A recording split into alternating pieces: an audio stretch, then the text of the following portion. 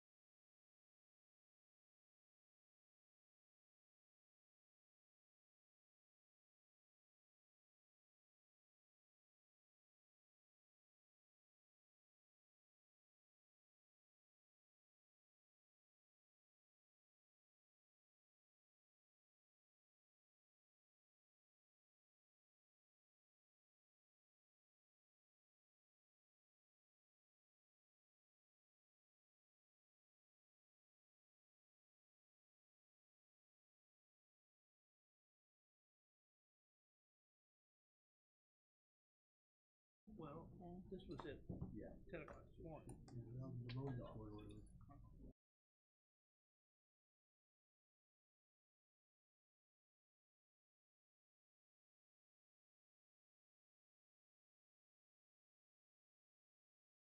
Diane called yesterday at 7 o'clock.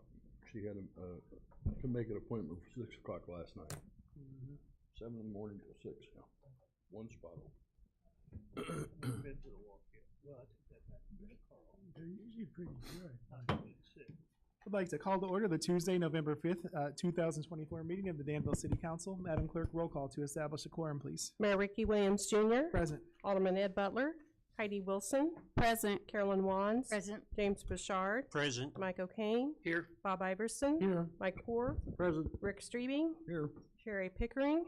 Eve Ludwig. Present. Tricia Teague. Present. Robert Williams. Present. Darren York. Here. John Cooper. 11 present. 11 present. We do have a quorum. At this time, we will have the invocation led by the Reverend Jason Hinton, pastor of Israel of God's Church, followed by the Pledge of Allegiance led by Chairman Streebing. Please rise. Good afternoon, everyone. Let us bow our heads in prayer. Heavenly Father, we come to you this evening just to say thank you. Thank you because you've been a good God to us. You've been a merciful God to us. You've been a God that has allowed us to wake up and see another day. You're a God that has allowed the sun to be in the sky to rule by day and the moon and stars to be in the sky to rule by night. We thank you, Lord, because you've allowed us to be able to come together, to be able to better our community, to be able to better our city. We ask, Lord, this evening that you continue to bless those who are on the city council. I'm asking, Lord, that you put on our hearts and minds to continue to make decisions that are for the betterment of our community. We pray, Lord, that you allow them to continue to come together as one. We know, Lord, that maybe there may be times where we don't all agree, but we know that you said that in your word that God is love. And because you are love, we ask that you allow love to be in this room this evening.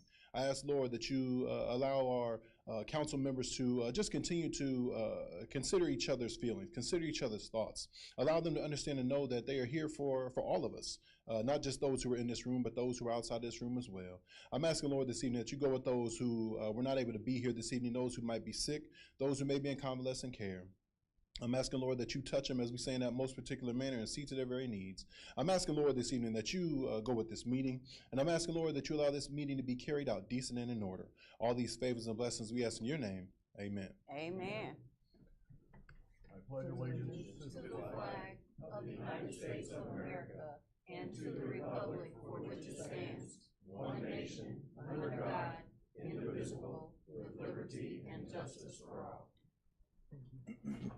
Reverend Hinton, we'd be glad to hear about any updates that are going on with you with your church. Yes, sir. Everything is going great with the church. Again, I'm the pastor of the Israel of God's Church, located at 125 Tennessee Avenue. I've been fortunate enough to live there since 1989. I get to raise my kids in the same home that I was raised in. My father, Ronald C. Hinton, who was part of the school district here, also worked at Newport, became the bishop of all of our churches, and then they named me the pastor once he got into that position. So everything is going smooth. We are going to be so blessed December 2nd to add another member to our church. Me and my wife are going to have our fourth and final child. So again, we're so excited. I have an older daughter, Charity, who's my oldest.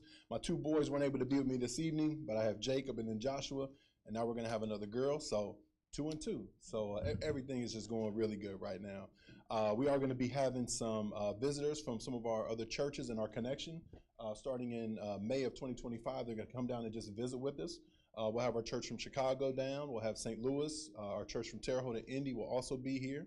And again, just here to uplift, here to motivate not only the members, but to those in the community as well.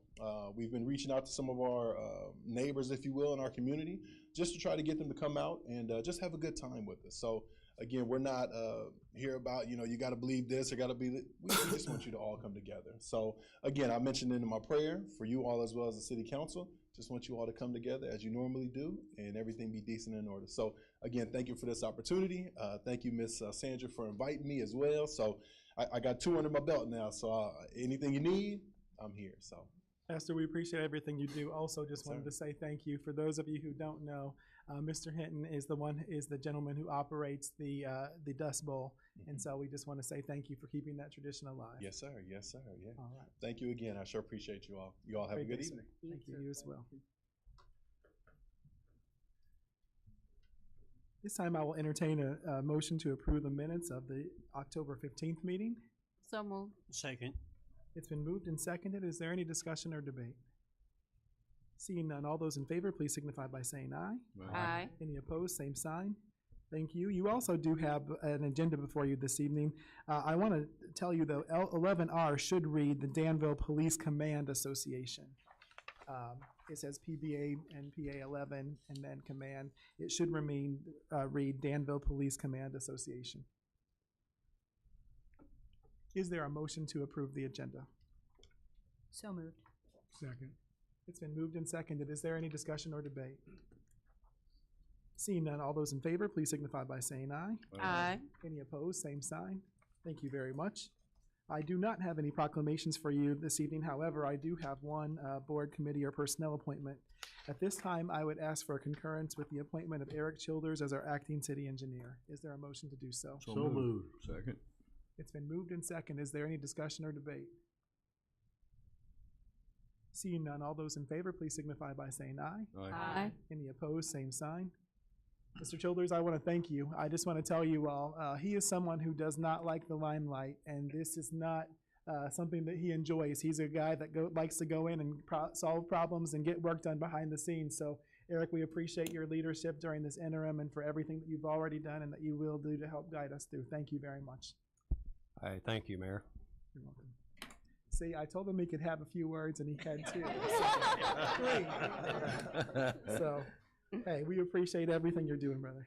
Are there any reports of boards, agencies, or commissions?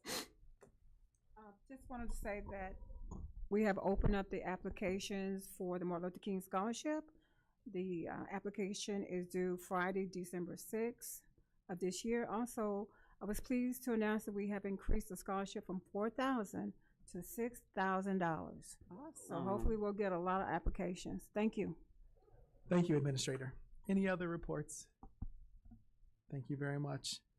At this time, I am very pleased to have with us from Golden Nugget Danville, Jimmy Wilmot and his team, and I'll allow you to introduce your team, Mr. Wilmot, for our presentation and update on the first year of the casino. And also, please note that they have some other obligations as well, so they may not be able to stick around afterwards. Thank you, Mayor, and thank you, City Council, Alderman, for having us here tonight. It's always fun being here when we don't need anything, no voting. So thank you for a more relaxed setting than I'm used to when I'm in front of you all. This has been one of those projects that feels like a day, but it's been a bit to get here. So it wouldn't have happened without everybody in this room. So thank you. Just August of 2020, you guys picked us to be your horse to get this done, and we will never not appreciate the support and the trust that you put in our company, our family, and our ability to perform. So with that, hopefully you get to start seeing reaping the rewards and what we've been able to accomplish. I'm blessed to be joined today by Janae Erpenbach, our general manager, who's sitting on my left, and Julie Wise, who's our controller of the property. They'll come up and do a little of this with me in a little bit, but just talking a little bit about the timeline. So about 5 years ago, we first came out here and started discussing this project. It got very real in the summer of 2020, and final negotiations that took place in July and August to get us approved by the city. Next step was to get approved by the state. We filed our application 3 months later in November of 2020, and went through a painful but thorough review by the State Gaming Commission, several of their agencies, to finally get our determination of initial suitability in March of 2022. We committed that within 30 days we would be underway. I think we were pushing dirt around the property about 7 days later and had our official groundbreaking ceremony in April of 22. Took us about a year to get through the formal construction. Our training of our staff lagged a little bit, but we were proud about 30 days after that we had our temporary operating permit and continued to expand our hours over the next few months until we got our final hours approved in the beginning of August of 2023. So we got a little over a year underneath us. We're happy to have some of you folks out with us in September to see the property and and to celebrate the wins that we've had over this time period. And with that, I'd love for Janae to get up and give you a little bit of what we've done to date. I can use that. You got it. I'm a little short. I'm gonna have to get this closer to me. So thank you very much for listening to us tonight, and I hope that we can get through it relatively fast, but also give you some very good information. Obviously, we're here tonight to touch on the successes of our first year. We're going to highlight some of our achievements and talk about how we have done some things that not only impacted our business, but also our community, our residents, our employees, our local partners, and the broader regional economy overall. Let's talk first about local giving. We are deeply committed to supporting and giving back to Danville. Through our active partnerships, our charitable contributions, our dedicated community engagement efforts, we will make a positive and lasting impact. Since opening, we have made $3,250,000 in one-time and annual contributions to the local community organizations as set forth by our host agreement. That has been done. At the onset, we contributed $1 million to Danville Boys and Girls Club, another $1 million to the Danville Riverfront Development, and we've now dedicated another $1 million for the Danville Municipal Improvements. We make regular quarterly donations to the Fisher Theater, the United Way, DAC, Vermilion Advantage, and to the city for safety measures. We enlisted the Danville Police Department to supply our auxiliary officers, and we've invested over $84,000 in that safety program for our team and for our guests.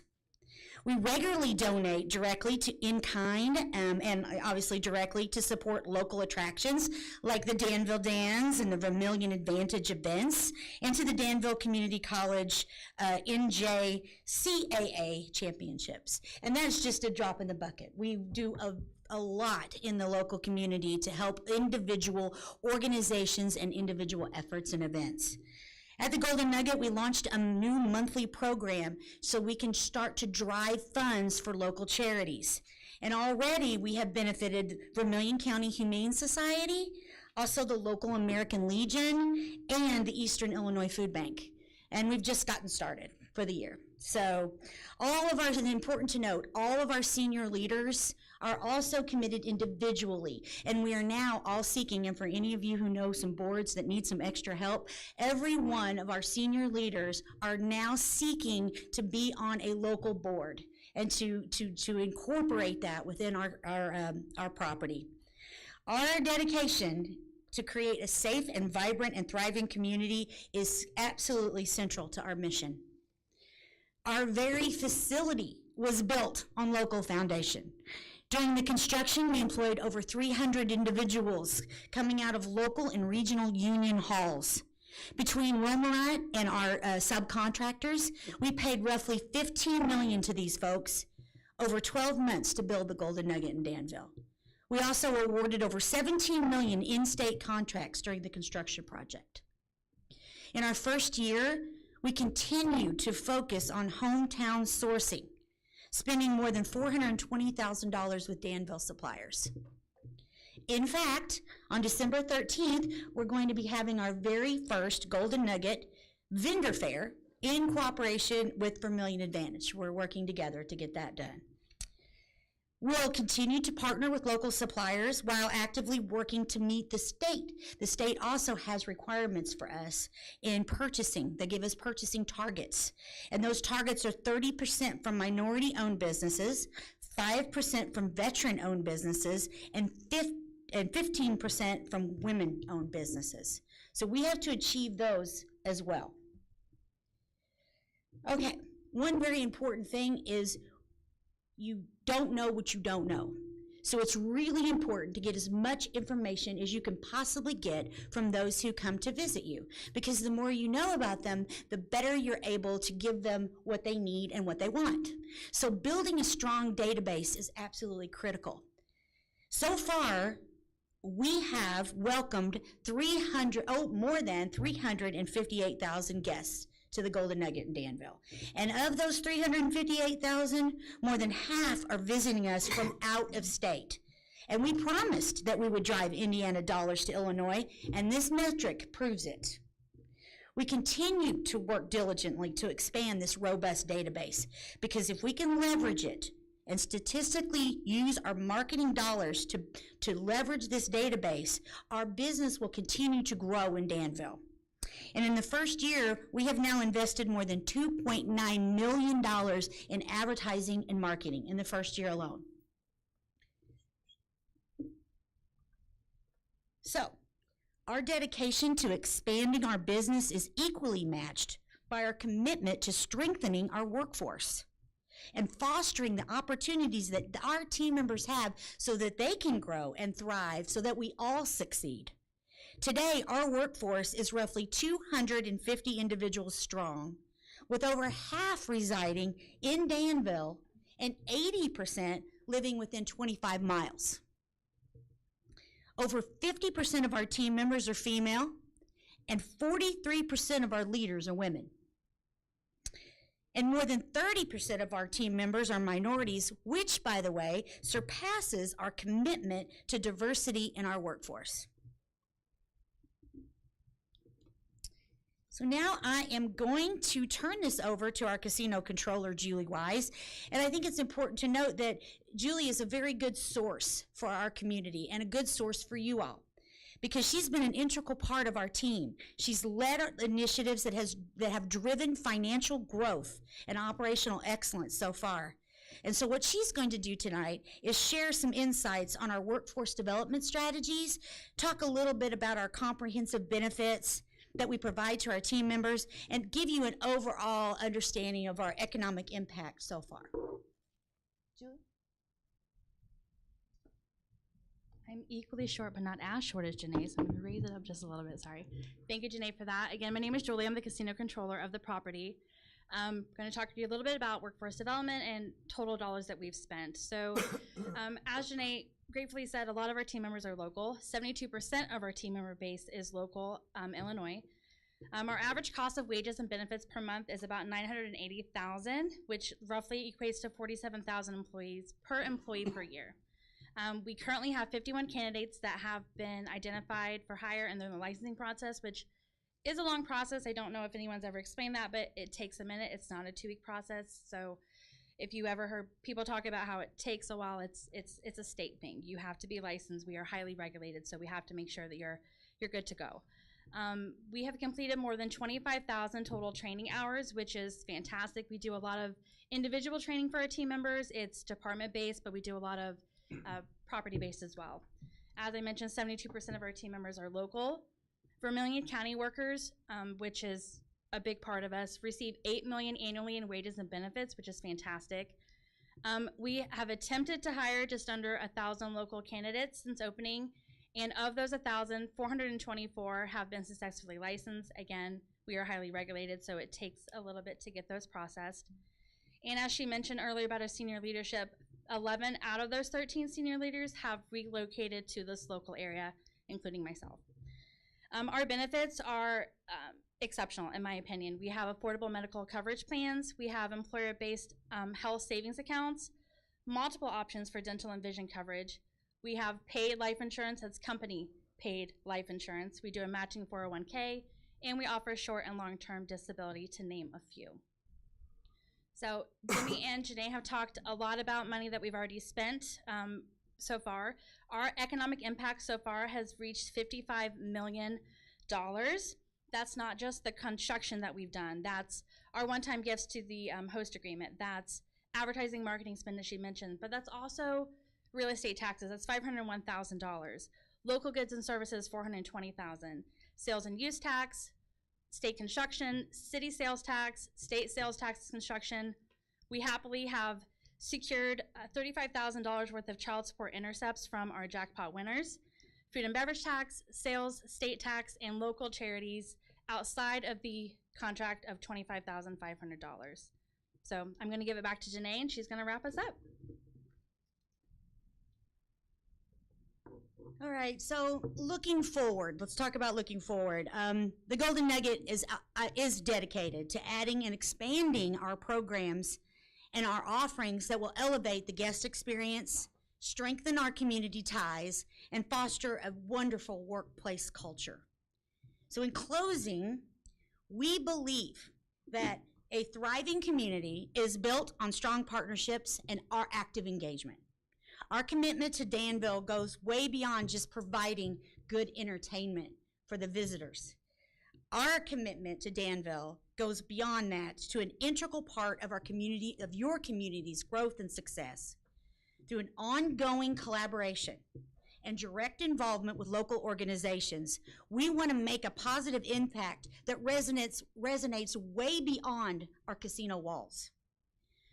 We will support local events. We will contribute to community initiatives. We will work alongside businesses and nonprofits. We'll foster economic development. We will enhance local resources, and we will create opportunities for our neighbors. Our goal is to be a trusted Danville partner and to be that partner on Danville's journey. And we are poised, we're positioned, and we are prepared to take that partnership to the next level. So we're here to answer any questions that you have. We've got a lot of backup data, and we also do have these, which is just has the presentation along with my card in there and also Julie's card, because we want to be accessible to you. And my cell phone is on that card. So I would really like to, I'm looking forward to working with you guys in the very near future. Janae, Julie, Jimmy, we appreciate you guys a lot. Selfishly, we brought umbrellas so that yeah. you realize you're popping an umbrella and the weather's not too great. It's always sunny at Golden Nugget Danville. We'd love to see you. And by the way, we got you covered, okay? Council, do you have any questions for our guests? Vice Mayor. I just have one question. I noticed that you have some specific goals that were set for the state in terms of who you do business with. Sure. Are those businesses required to be certified by the state as minority, veteran, or woman-owned? Yes, to Okay. qualify, they have to be certified. Okay, thank you. Vice Mayor. Any other questions or comments for our guests? I just want to know if you're going to add more goldfish games on the floor. When you come by later this evening, as you worry about the future and the national election that's going on and where it's going, and a good source of entertainment can distract you in times like this. You'll notice that we're actually in the part of converting a portion of our floor. What that means is we're freshening it up. We're removing some games, we're changing them. We're also changing the themes. So I don't know about goldfish in particular, but I know we got a couple for you. Yeah. Thank you. Thank you all very much. We appreciate you a lot. Great evening. Great to see Have a you. great you. evening.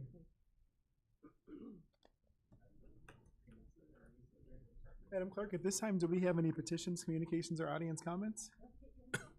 Yes. Did everyone have a chance to fill out a yellow card who wishes to speak this evening? When I call your name, please come to the podium. Gloria Bolden of Danville regarding yard waste pickup. Hello, everyone. I know fall is here and leaves are falling off the trees and filling. I don't know about you guys' yard, but my yard is getting filled up. Not just mine, other people's leaves are in my yard. And as this time is approaching, when the young man cut my grass during the summer, he put the leaves and stuff in there. They was halfway full and it got empty each time when it's halfway full. Now they are filled. Now the waste basket is filled up, and every time whoever pick up the yard waste only get half of the stuff out of my barrel. I call, they come back the next day and get it. And I called yesterday, they pick it up, and it was not all empty. I want to know what is the solution for them to pick it up, to get it all at once. Because the guy that cut my grass, he packs it down because there's a lot. I would like, for me, I don't want to keep calling here complaining about it. I just like for it to get done that first time. Mrs. Bolden, I'll be sure to have my team follow up with you tomorrow. All right, thank you. Thank you very much. Mayor, I don't have her phone number on here. Could you? I have Mrs. Bolden's phone number. I'll make sure you get it. That's all I have. Is there anyone else who wishes to address the council this evening? Thank you very much. We do not have any zoning petitions tonight. However, you do have before you the payrolls of October 18th and 25th, as well as those from November 1st. Is there a motion to approve those? So moved. Second. It's been moved and seconded. Is there any discussion or debate? Roll call vote, please. Alderman Williams, Yes. York, Yes. Cooper, Butler, Wilson, Yes. Wands, Yes. Bouchard, Yes. O'Kane, Yes. Iverson, Yes. Hoare, Yes. Streebing, Yes. Pickering, Ludwig, Yes. Teague, Yes. 11 yes. 11 yes, the motion carries. You also have before you the vouchers payable of October 22nd and November 5th, as well as special runs of October 21st and October 28th. Is there a motion to approve those? So moved. Second. It's been moved and seconded. Is there any discussion or debate? Roll call vote, please. Alderman York, Yes. Cooper, Butler, Wilson, Yes. Wands, Yes. Bouchard, Yes. O'Kane, Yes. Iverson, Yes. Hoare, Yes. Streebing, Yes. Pickering, Ludwig, Yes. Teague, Yes. Williams, Yes. 11 yes. 11 yes, the motion carries. At this time, we will receive our Public Services Committee report. Chairman Streebing. Yes, we have 11A, ordinance enacting and adopting supplemental S61 to the Code of Ordinances. I make the motion to approve and dispense with the reading and ask for your approval. I'll need a second, please. Second. Is there any questions on this ordinance? If not, roll call, please. Alderman Cooper, Butler, Wilson, Yes. Wands, Yes. Bouchard, Yes. O'Kane, Yes. Iverson, Yes. Hoare, Yes. Streebing, Yes? Pickering, Ludwig, Yes. Teague, Yes. Williams, Yes. York, Yes. 11 yes. 11 yes, thank you. Motion carries. I'd like to take, if I could, if nobody has any complaints about this, to take 11B, C, D, and E together. All of them have to deal with different grants. So I'll make the motion, we go ahead and do that. I'll need a second, please. Second. Is there any questions on 11B, C, D, or E's resolutions? If not, roll call, please. Alderman Butler, Wilson, Yes. Wands, Yes. Bouchard, Yes. O'Kane, Yes. Iverson, Yes. Hoare, Yes. Streebing, Yes. Pickering, Ludwig, Yes. Teague, Yes. Williams, York, Yes. Cooper, 11 yes. 11 yes, thank you, the motion carries. Puts us 11F, we have a resolution authorizing the purchase of a police department vehicle and disposal of unused vehicle. I'll make the motion to approve and dispense with the reading and ask for approval. I'll need a second, please. Second. Second. Is there any questions on 11F, this resolution? If not, roll call, please. Alderman Wilson, Yes. Wands, Yes. Bouchard, Yes. O'Kane, Yes. Iverson, Yes. Hoare, Yes. Streebing, Yes. Pickering, Ludwig, Yes. Teague, Yes. Williams, Yes. York, Yes. Cooper, 11 yes. 11 yes, thank you, the motion carries. Puts us to 11G, we have a resolution authorizing the purchase of surveillance cameras. I'll make the motion to approve and dispense with the reading and ask for your approval. I'll need a second, please. Second. Is there any questions on 11G's resolution? Rick, just one quick. Yes. Is this like the other cameras we bought a year or two ago? Out in different locations in town? Yes and no. The cameras that you have, that we had already purchased, I believe 10, are primarily traffic cameras that are mounted for primarily that reason. These are more, they're based under a grant on crime prevention. So they're associated with like retail theft or other high crime or other crimes in those areas. And they're, one type is a panoramic camera that goes like a 360, where the other one's like it pans out like a 90-degree angle and can magnify multiple times over. But they will all be linked together. Thank you, Chief. If no other questions, roll call, please. Oh, I'm sorry. Yes. How many are we buying? How many? At this point, 8 would be covered with the money that we received from the grant, as well as what was approved or approved through council already. Any other questions? If not, roll call, please. Alderman Wands, Yes. Bouchard, Yes. O'Kane, Yes. Iverson, Yes. Hoare, Yes. Streebing, Yes. Pickering, Ludwig, Yes. Teague, Yes. Williams, Yes. York, Yes. Cooper, Butler, Wilson, Yes. 11 yes. 11 yes, the motion carries. Puts us to 11H, accept and place on file June 2023 and July 2023 Treasurer's Report. I'll make the motion to approve and dispense with the reading and ask for approval. I'll need a second, please. Second. Is there any questions on the acceptance and placing this on file? If not, roll call, please. No, let me just take. It's usually just a voice vote. Voice. All those in favor signify by saying aye. Aye. Opposed? The ayes have it. Thank you very much. If nobody has a problem with this, a lot of it has to do with insurance, and it goes from 11I all the way down to 11Q.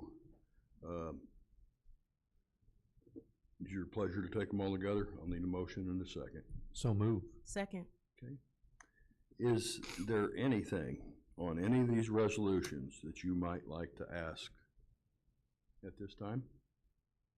Any questions? Yes. I have one question. I think it was about, which one is this?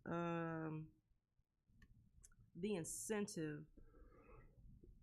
What do we estimate the savings to be as a result of offering the incentive? Well, the utilization is something we really can't track because we're not privy to the information of what the utilization is on their employer plans. But the premium savings typically runs around $600,000 a year. Thank you. Any other questions? If not, we will take resolutions 11I, J, K, L, M, N, O, P, and Q together. I'll make the motion to approve and dispense with the reading and ask for your approval. I'll need a second, please. Second. Roll call, please. Alderman Bouchard, Yes. O'Kane, Yes. Iverson, Yes. Hoare, Yes. Streebing, Yes. Pickering, Ludwig, Yes. Teague, Yes. Williams, Yes. York, Yes. Cooper, Butler, Wilson, Yes. Wands, 11 yes. And yes, thank you. The motion carries. And thank you for all your hard work. Thank you. We also appreciate our partners from Epic being here this evening. Yes. Thank Yes, you. this evening, yeah, I have Don Carlos and Pat Neely from Epic. They're our brokers, and they're the ones who were instrumental in getting that rate from Blue Cross Blue Shield, because the original quote was 36.6%, and they got it down to 27%. So even though it's shocking to be happy at 27%, Yeah. it's still much better than Yeah. 36.6. Yeah. Yes, thank you guys Thank all you. for your effort. Thank you, Thank you. Director Course. Puts us to 11R. We have a resolution authorizing the collective bargaining agreement with PB and PA Unit Number 11 Command. I'll make the motion to approve and dispense with the reading and ask for approval. I will need a second, please. Second. Is there any questions on 11R's resolution? Yes, Ms. Litt. I think that there's just a scrivener's error under Article 12, Section 12.1, under the underlined section, that says to the offices, RHS account. I think it should say the officers, RHS account. That's correct. Okay. That's correct. I'm not for sure why that wasn't corrected, because it was corrected on one copy and then it came back on this one. So, yes, thank you. That is, it should be the officers, apostrophe S. Any other questions on this resolution? If not, roll call, please. Alderman O'Kane, Yes. Iverson, Yes. Hoare, Yes. Streebing, Yes. Pickering, Ludwig, Yes. Teague, Yes. Williams, Yes. York, Yes. Cooper, Butler, Wilson, Yes. Wands, Yes. Bouchard, Yes. 11 yes. 11 yes, thank you. The motion carries. Items of information. Anybody have anything this evening? If not, then, Mayor, that concludes our report. Thank you, Chairman. Did you feel like you were leading the alphabet song for a I second did. there? I did, yes. Thank you very much. At this time, we will receive our Public Works report. Chairman Poor. Thank you, Mayor. We may just try Chairman Streebing's idea. If there's no objection, I'd like to take 12A through E together. They'll deal with MFT funds. Want me to read them all? 12A is a resolution appropriate amendment of T funds for an agreement with the planning services for Danville Freight Study. B is a resolution appropriating MFT funds for the Morgan Drive, Morgan Place. C is a resolution appropriating MFT funds for engineering agreement for Bowman Avenue. D is appropriating MFT funds for English and Jackson intersection improvements. And E is appropriating MFT funds for general maintenance. No objection, move to take A through E together, dispense reading, and ask for your approval. I will need a second. Second. Any questions? Okay, roll call, please. Norman Iverson? Yes. Poor? Yes. Streebing? Yes. Pickering? Ludwig? Yes. Teague? Yes. Williams? Yes. York? Yes. Cooper? Butler? Wilson? Yes. Wands? Yes. Bouchard? Yes. O'Kane? Yes. 11 yes. 11 yes, thank you. 12F is a resolution approving the purchase and installation of replacement light poles. Move to dispense reading, ask for your approval. Need a second. Second. Questions? Okay, roll call, please. Chairman Poor? Yes. Chairman Streebing? Yes. Alderman Pickering? Ludwig? Yes. Teague? Yes. Williams? Yes. York? Yes. Cooper? Butler? Wilson? Yes. Wands? Yes. Bouchard? Yes. O'Kane? Yes. Iverson? Yes. 11 yes. 11 yes, thank you. 12G and H both deal with purchasing equipment. If there's no objection, I'd take those both together. G is a resolution for a budget amendment amending resolution 24-123, purchase of a 2024 automated refuse truck. And H is a resolution, a budget amendment amending resolution 2023-160, purchase of parts dump truck. If there's no objection, move to dispense reading. Ask for your approval for G and H and need a second. Second.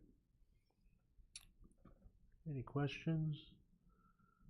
Okay, roll call please on G and H. Chairman Streebing? Yes. Alderman Pickering? Ludwig? Yes. Teague? Yes. Williams? Yes. York? Yes. Cooper? Butler? Wilson? Yes. Wands? Yes. Bouchard? Yes. O'Kane? Yes. Iverson? Yes. Poor? Yes. 11 yes. 11 yes, thank you. 12I is a resolution authorizing a grant application to the U.S. EPA for the Brownfield Community-Wide Assessment Grant and partner with the IEPA for a Brownfield Grant application. Move to dispense reading and ask for your approval. We'll need a second. Second. Any questions on that? Anything, Dave? Oh, Alderman O'Kane. So we're just requesting money because we expect there's gonna be a bunch of this stuff to go through and take care of? Do we have any specific things in front of us right now? Not at the moment. We don't have anything specific at the moment. However, we know these sites exist. This is basically a grant to where we would have those funds available to us as those sites come up, and we're able to do the research on the site, the testing, and also remediate as well with those dollars. Can we use it on asbestos abatement on some of these houses that are so expensive? I don't know the answer to that question. I don't believe so because this is for environmental contamination that's actually in the soil, so. In the soil, okay. That has nothing to do with the postcard we've received, does it? That's on the Hagler. Correct. This is in addition, I do In believe. addition to, Yes. okay. That's correct. All right, anyone else? Roll call, please. Alderman Pickering? Ludwig? Yes. Teague? Yes. Williams? Yes. York? Yes. Cooper? Butler? Abstain. Wilson? Yes. Wands? Yes. Bouchard? Yes. O'Kane? Yes. Iverson? Yes. Poor? Yes. Streebing? Yes. 11 yes. 11 yes, thank you. Any item of information? Public Works, anything? Nope. Okay, Mayor, that concludes our report. Thank you, Chairman Poor. At this time, we will have our presentation of the first draft of the 2025-2026 budget and discussion of the 2024 tax levy. I want to commend our comptroller and her team, particularly our deputy comptroller, Kristen Landis, who's here with us tonight. They have been doing a yeoman's job. I literally think that our comptroller has made a bed in the back of her car so she can come and take a nap and then get back to work. But she has been working hard to not only close out our 2023 audit and also complete our cipher for that year. But additionally, they're walking through our 2024 audit as well as completing not only the budget but the capital improvement plan at the same time. So, Comptroller, I just want to say thank you. I know it's been hard. She often says to me, Mayor, I feel like I'm drinking out of two fire hoses simultaneously, but she's still getting it done. So, I thank you, and at this time, I'll turn it over to her. All right, thank you. One, I appreciate your patience and the grace that you'll provide me as I get through this first round of budgets. Hopefully it's painless. For fiscal 25-26, which is the year we're looking at through this budget, Comptroller, I apologize. Might you move the mic a little closer to you, please? Thank you. Is that better? I can move closer. There we go. So for all funds, the total spending would be $71,780. With that coming 37 million of the spending coming from the general fund, with 46 million coming from all other funds. 11.4 million of that is interdepartmental transfers, so fund transfers. Oops, sorry. I may need technical support. I got it. All good. I broke it. It's my normal. For general fund revenue projections, total general fund revenue was projected to be 37.1 million. 5.2 of that is coming from departmental revenues, with the remaining 31.9 being tax funded. That's a 3% decrease for tax revenues from previous year projections. As you can see, 11% of that is Illinois use tax, a significant reduction in the budget for casino taxes. There had been projections from the casino of a more robust performance than we've recognized, so we've cut back our budgeted revenues for the casino in response to that. There's also a 46% decrease in the Illinois corporate replacement tax. That's statewide. We get paid that per capita. It's just what the state provides us. It's a tax that they collect from corporations and then reallocate to communities that have lost the right to tax corporate personal property. And then we also see a 10% in our monthly sales tax revenue due to the elimination of the grocery tax by the state of Illinois. We've been given, when that tax was repealed, the option was provided to communities that they could then implement their own grocery tax to supplement the income that we were receiving for that sales tax. And as you can see on the slide, we're suggesting that we do that for ourselves, because that 10% is a big hit for us for that grocery tax. Comptroller, I know that when we talked about this, you were explaining to me the way that the state tax works is essentially they collect 1% on our groceries and then return it to us. Correct. That would end at the end of 2025. Correct. So what we are proposing is implementing a local one equaling that 1%. So it would be no more Right. expensive. Seamless. Our tax, the state ends on 12/31/25, and ours would be implemented on 1/1/26. And just, for calculation purposes, if you spend $1,000 a month on groceries, then it would be $10 a month that you would pay, and you would continue to pay in state sales tax. So it'd be about $120 a year if you spend $12,000 a year in groceries. And to consider that, that's also money that doesn't have to be all Danville citizens. Anyone who comes to town to buy groceries, that tax would be affecting them. So it wouldn't only be Danville residents necessarily. General fund contributions to the pensions, we going with the actuary's contribution recommendation between the tax levy and the general fund contributions to cover that entire the recommended amount.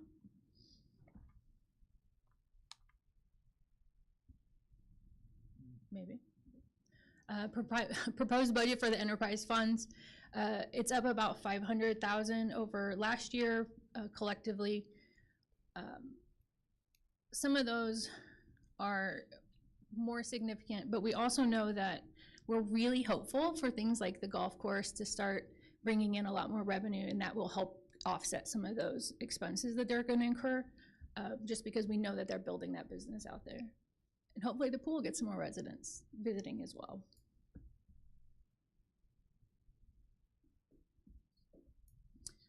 Just in general, you guys have all received copies of the budget. As you're going through, you'll notice there's 3 new funds that appear in this budget that weren't previously listed before. 123, which is the new city hall, then 605, which is opioid settlements, and 714, the urban forestry. So those will just show up. They won't have a previous budget. They're just because they're brand new.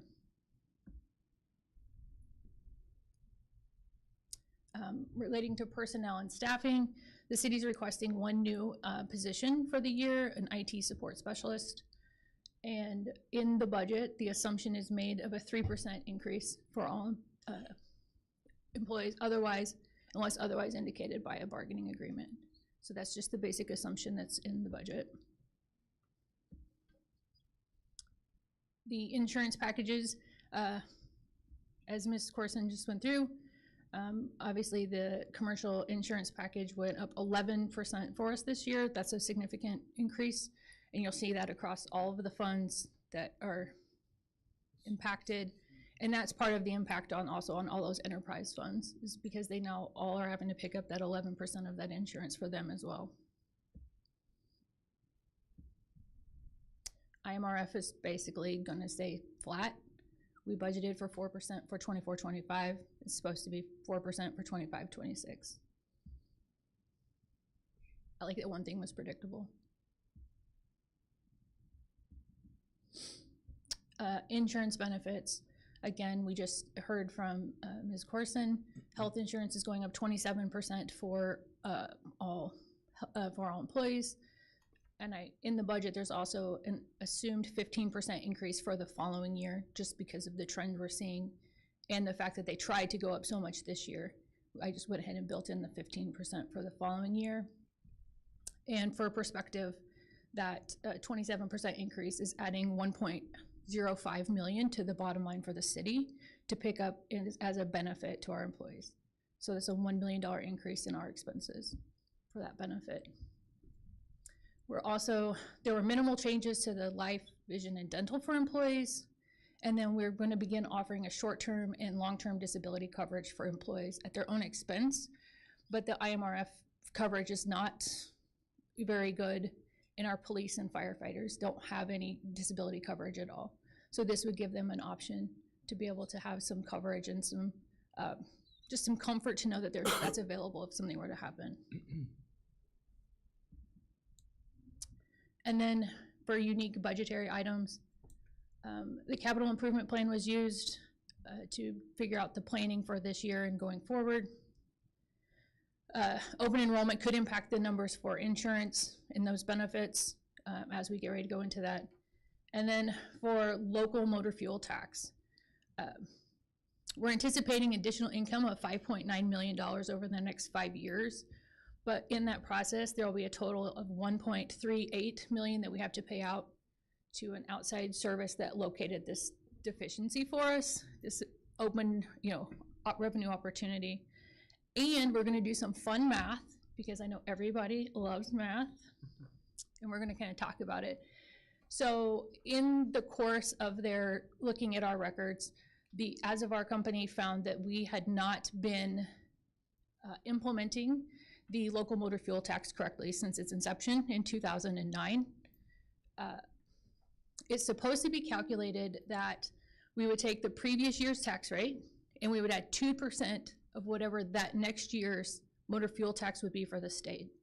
So for example, in 2009, the Illinois motor fuel tax was 37 cents. According to the ordinance, we're supposed to be 5 cents plus 2% of that 37.3 cents, which would be the 0.7 cents. So at the end of, or beginning on 1/1/2009, we should have been charging 5.746 cents per gallon for the local motor fuel tax. At that point, it was only enforced at 3.73 cents. And we've been undertaxing ever since. This applies to gas and diesel. And I gave you lots of really fun calculations to represent what that is, where we've been shortchanging ourselves this entire time. According to ordinance for diesel, we should be charging 17.2 cents in diesel tax, and we're only charging 7.4 cents currently. For gas, it should be 18.6, and we're charging 10.3. So as of our identified this gap for us, and part of that is we're gonna now, we owe them a settlement or a portion of that finding for us on our behalf. But as of 1/1, we will be reverting back to be compliant with the original ordinance that was passed in 2008. And the gas tax will meet up to the expectation that it should have been to date. As I said previously, that will be a $5 million increase in revenue, but we will have to pay that settlement fee to the third party that identified it for us.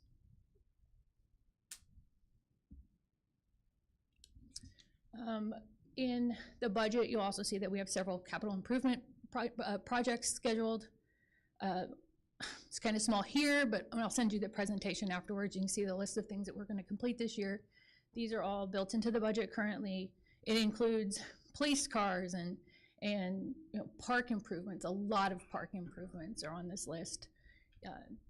Just things that are important to us, and these are the projects that we've been able to budget for next year and we've been able to fund. And when I send you the capital improvement plan, it also shows the next 3 years of kind of what's on the radar, when we think we'll be able to fund it, and when we'll be able to implement that project. So you'll also see those as well. One of the things that I'm really excited about, the comptroller, if you would go back, is that we're going to be working a lot on our bridges, of course. We're going to be getting some pump stations and other major sewer improvements made. I think perhaps, now this is going to sound crazy because those are things we need. Perhaps the things that I'm most excited about are some of the park improvements.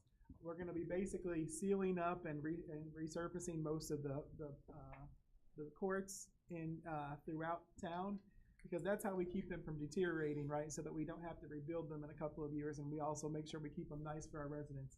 But there are 3 things that I'm exceptionally excited about. Number one is we're going to be using some money that we got from the storm damage that we got from EPA to take out all of the bad courts at Lincoln Park and replace those with 2 basketball courts, so that way the young people can play, and cool people of all ages. But that used to be a hub of basketball. There's only 1 court out of all of that they can use right now. So we're going to be able to use that money to fix it. And then I'm really excited to tell the folks in Ward 6, especially those who live in the Legion Land neighborhood, that will be a resurfacing and redoing of Cannon Park. And then I'm exceptionally proud to be able to tell the residents of Ward 3, particularly those in the Elmwood neighborhood, that this includes a new playground equipment as well as complete resurfacing of the courts there. Awesome. So it was tough to get here. And I want to tell you, people gave up things. Public Works gave up things. Police gave up things. IT gave up things. Everyone gave up something in order to make sure that we were able to meet the needs of this was a really difficult budget to work through, but I think that it's something that our people will be really pleased with, because we're making not only infrastructure improvements, which must be done, but quality of life improvements for them as well. Mr. Mayor, can I ask a question as well? Or wait until we get done? If we could, Alderman, Yeah, let okay. Comptroller finish this last slide or I'll two, wait. and then yes, sir, absolutely. I'm almost done. Almost done? Yep. We're getting on a good note. We're going to talk about the 2024 tax levy. There'll be a decrease of 11.8% over the 2023 levy. That's based on the current property values. As always, people could still be disputing their property values, and that those assessments are still being reviewed. But as of the beginning or the middle of October, the value that I was provided was the 4.9 million, and with that, then the estimated tax levy would be $1.68. So that's an 11% decrease from what we had last year, which is very exciting. So we would be taking a slight rebate, like just a few $1,000s in the overall amount, lowering that we're requesting because of increased EAV in the city, as Comptroller mentioned.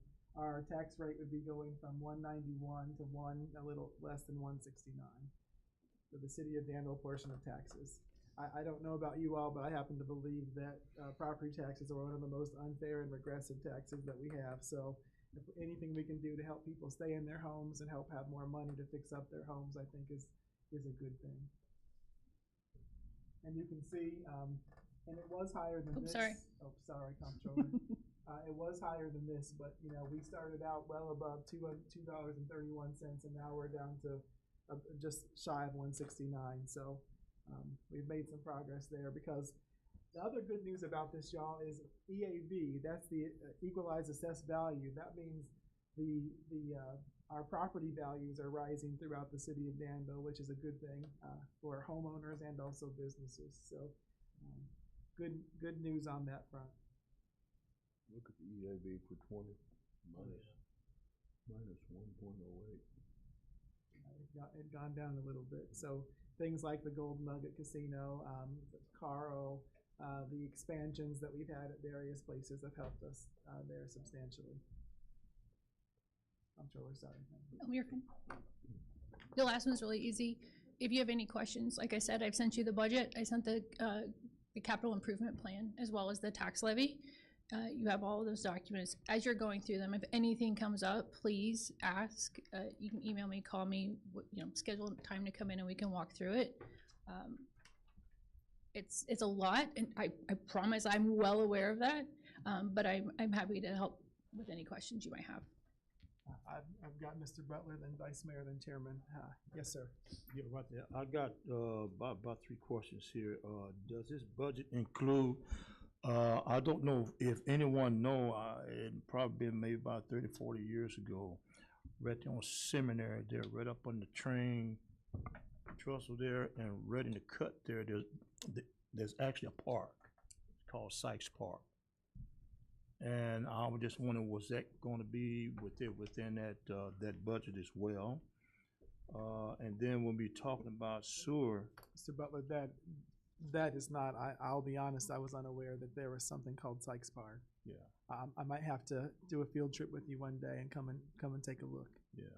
That'd be all right. Yeah, okay, there, because I think I mentioned that once to maybe Sam or Logan, I think it was.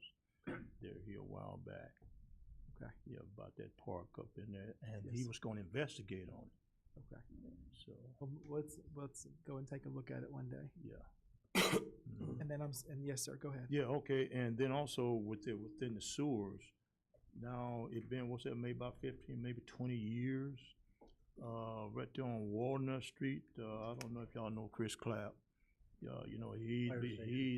been in here several times about the street closed off. Now, during the sewer repairs, within this budget, is that within this budget as well?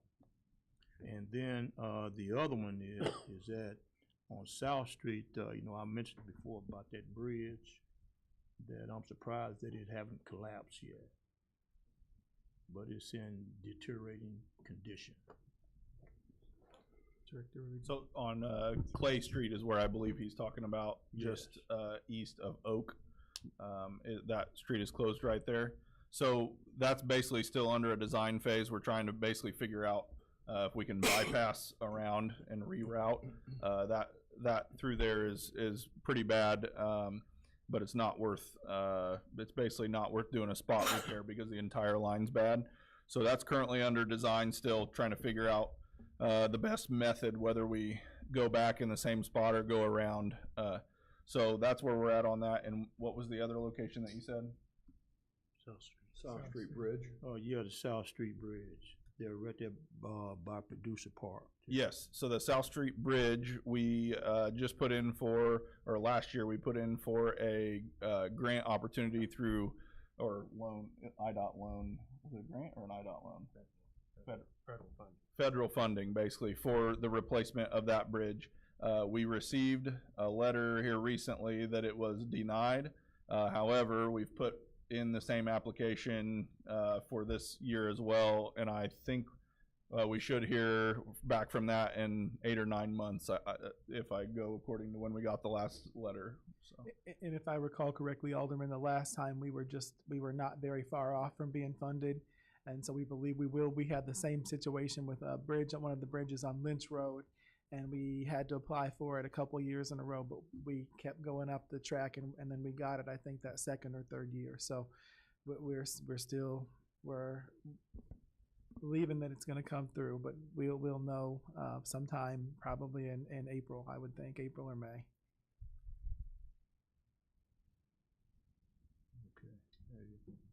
Thank you, Mr. Butler. Vice Mayor Teague. I have a few questions. Have you already sent all this information to us, or it's coming? I think it was put in your Dropbox this evening. Oh, it's in the this afternoon. Dropbox. Yeah. Okay. Okay, I was looking for it in my email and I didn't. Yeah, I'm gonna send the email after the meeting, and I'll include the presentation as well. Okay. And then one of the earlier things in the presentation you brought up was the 1% grocery tax. Yes. So my understanding is previously the state received that money and then sent it to us, correct? Will there need to be any additional administrative requirements for us to then, I'm assuming, collect it ourselves? I would expect it to be work just like our other like the gas and the liquor and such taxes. For the So we collect all of those ourselves? Correct. Okay, but we're obviously not. We're not administrating that today, yes. Okay, so we're not taxing the groceries. We have a system in place for taxing the other people, gas, right. but not for the grocery stores. No, correct. Okay. We're not taxing them today. I would assume it'd be a very similar process that we would build in. Okay. And then you brought up the as of our settlement fee. What is the actual fee? The settlement would be for 1.3, I think 1.38. Is that correct, Leon? That's correct. I believe that's it. Million? Yes. And but in the same time frame, we would get an additional 5.9 million in revenue. So we would then we would start collecting going forward, and then off of that collection going forward, we would pay that fee. Correct. We have they've agreed to a 5-year plan to pay it back. And then, obviously, I'm assuming this. I know the answer to this, but I just wanted to be able to. I want to ask to make sure that my assumption is accurate. There's no way to go back and Correct. collect. Okay. Because it's to the individual consumer, so we can't go back to people who bought gas at Circle K and get the extra. Okay. Those are all my questions. Thank you. Thank you, Vice Mayor. Chairman Poor. I think that was mine too, the gas one, because originally it started out with, okay, 6 cents a gallon. Right. With a percentage increase each year. Yeah. And they didn't calculate it right from the beginning, Chairman. So. And then, so it'll be up to 18 cents? Correct. Well, it would be 18 cents this year. It would go up again in January based on whatever the new gas tax would be in Illinois. So we would still have the additional 2% that would go with the next increase. Okay. Because the increase would be on the first of the year. Vice Mayor. I have a follow-up question to that, which is, do we know what the municipalities around us are taxing on their gas? Because one of the things, I have a family member who is retired from the IRS, and he penny pinches. And every time we go somewhere together, his response is, let's go, I will not name the town, to go get gas. It is never in the city of Danville. It's always requiring jumping on 74 and either going east or west to get gas because gas is always cheaper. Now, in some instances, it's only a couple of cents. That makes sense to him. It doesn't make sense to me. But my question is, are we possibly taxing ourselves out of income because every place surrounding us might be considerably less if we increase our tax by that much more? You always run the risk of losing that. You always run some risk. I don't anticipate that it would be substantial, but we won't know until it's implemented. But this is, so essentially, this is an ordinance that was passed in 2008, so 16 years ago. And the thing is, we just haven't followed, the formula has never been enacted correctly, so it's already in place. It's not something new that we have to put in place. It's just that we haven't followed it appropriately, so. That part I understand, but I still don't. I'm just looking at the comparison in the marketplace and wondering that if you go 5 minutes east of MLK, or west of MLK, or 5 minutes east of Lynch Road, would the gas all of a sudden be 20 cents or a quarter cheaper? That's what I'm trying to get an understanding of, is where does that put us once we do implement it correctly? Where does that actually put us in comparison to everyone else? I'm sure we could provide that information. We need to do some research, but I would say though that most of the places around us match whatever we do, even if they don't have the gas tax. The gas stations charge then people a similar amount to whatever we charge. You have a 25-cent differential between the north part of Danville and Voorhees and Bowman, and I mean, I was in Crawfordsville over on Sunday, and their gas was $6.05 in Crawfordsville at their gas station, whereas I paid $2.90 something at Meyer, and Walmart was the same, so we were less there. But like I say, the communities around us that don't have the gas tax, they match whatever we have. That's not even in the city of Danville. They're charging just as much as we do, so they're really gouging. I just like to be able to have information and data to be able to help make decisions. And even if it proves that the decision is the right decision, I think the data would be helpful. We can certainly provide that. There wasn't a sunset clause on that, was there? No, sir. So what's that amount now? Any other questions or discussion on the budget for this evening? If not, I want you all to know that we'll be talking about it at every meeting between now and whenever we vote on it. So every committee meeting, every council meeting, we will dedicate a portion of time to make sure that we go through this thoroughly. And as Comptroller said, if you have questions, you need to understand something better, she's open anytime, I'm open anytime, and we're happy to meet with you all anytime about this. So. I'd also just like to remind everybody that we do have to have the levy approved by 12/17 this year.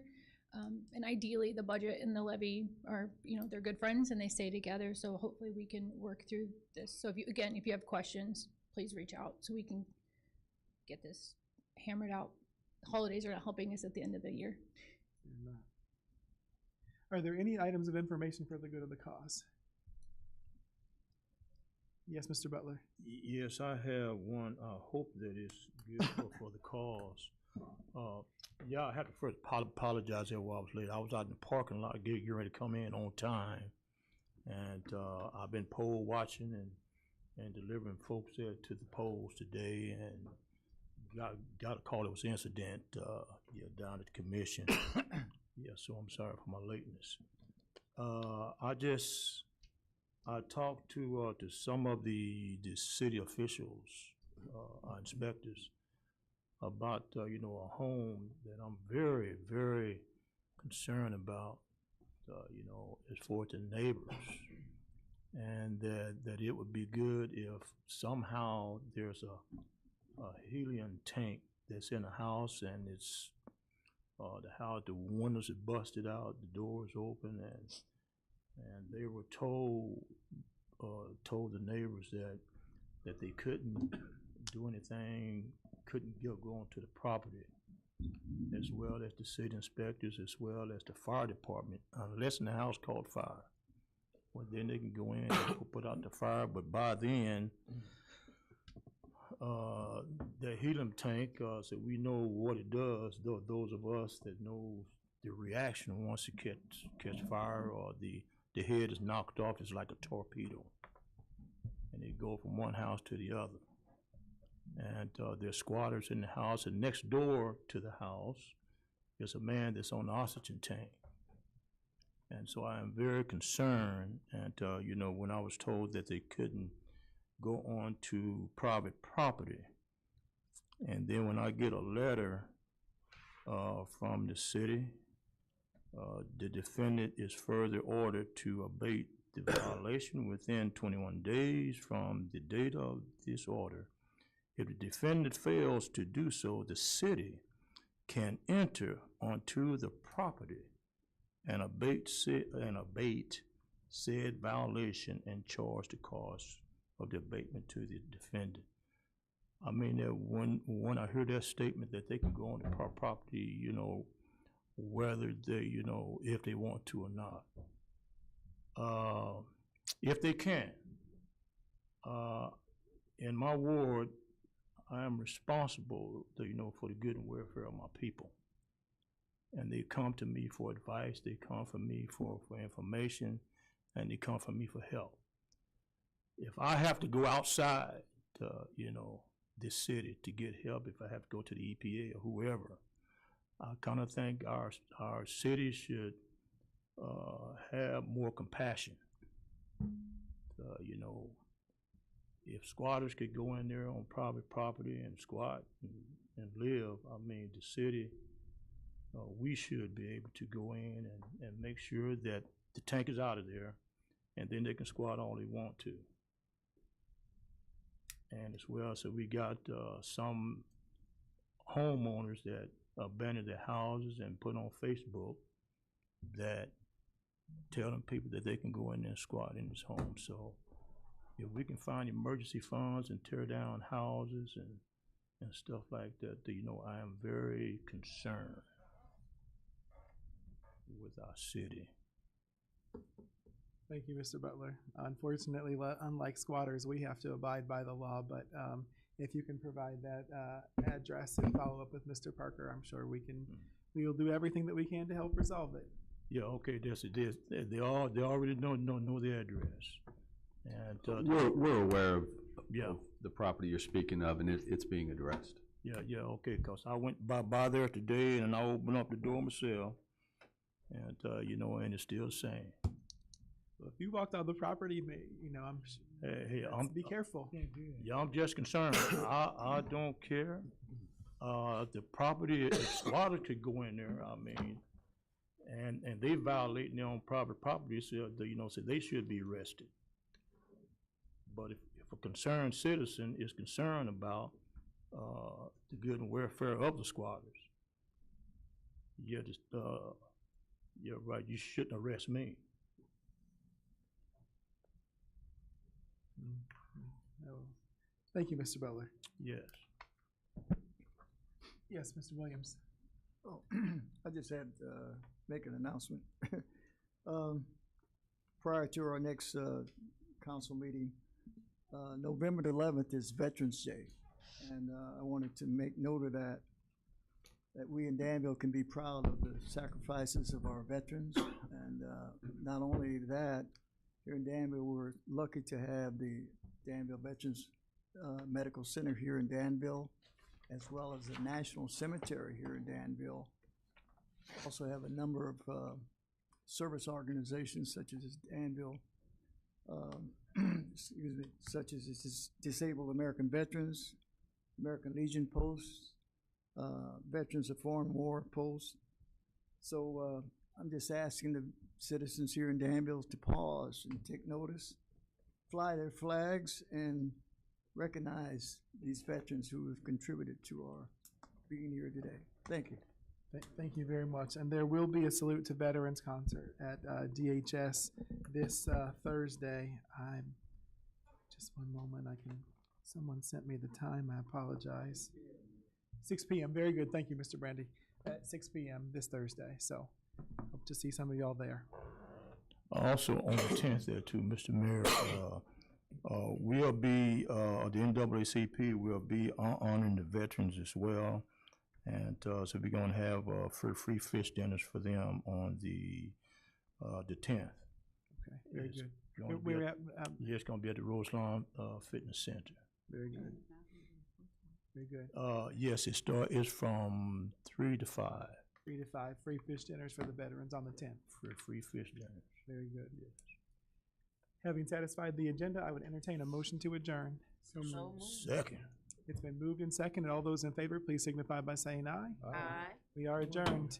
Have a great rest of the evening, everyone. Be safe.